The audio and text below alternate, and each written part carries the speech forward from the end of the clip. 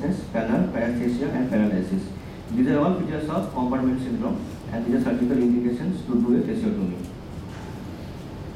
Now, in case the victim is a pregnant lady, certain things has to be kept in mind. First of all, there are chances of fetal distress, which is clinically manifested by fetal bradycardia, and that has to be monitored.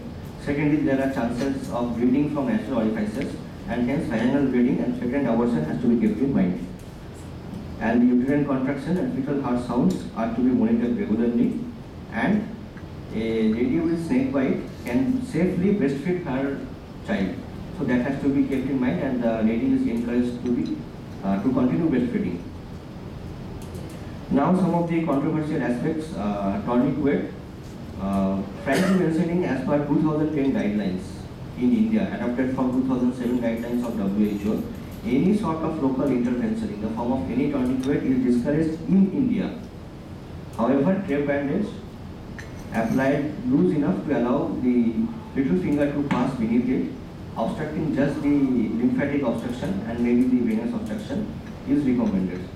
Any sort of incision at the local site or injection of anti-snake venom or irrigation of the site is totally contraindicated.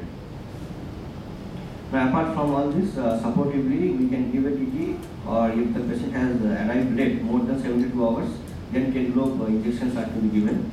Adequate hydration is always to be maintained with oxygen inhalation as per demand, suitable antibiotics, and proton pump inhibitors to prevent the stress ulcers.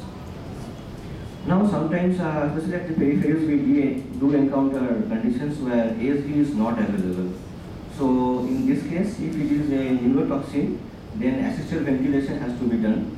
If no such equipments are available, even manual ventilation is helpful, and anticholinesterase, if at all available, may be given. If it is of hemotoxic in nature, then patient has to be kept in strict bed rest, because even a minor trauma can trigger severe bleeding. Transfusion of clotting factors and platelets, if available, and corticosteroids, and in case of shock or myocardial damage, suitable replacement with vasopressors are recommended. So from here, what we see is most snake bites are non-venomous in nature, or even a venomous snake can have a dry bite, and hence there is no hard and fast rule that every case of snake bite should receive ASV. We have seen with various antivirals relatively. So the judgment lies on the clinician. Now, in case of serious symptoms, even if anaphylaxis has occurred while initially giving the ASV, still the symptoms are persisting, then definitely we have to continue giving ASV along with adrenaline and hydrocortisone, and shift the patient to an intensive care unit and monitor him. Just because the patient has anaphylactic reaction, it is not a long stop ASV. And finally, ARF and compartmental syndromes are two of the not so infrequent graded complications, and one should have a high index of suspicion for these two parameters. So, thank you. Further part will be discussed by our sir.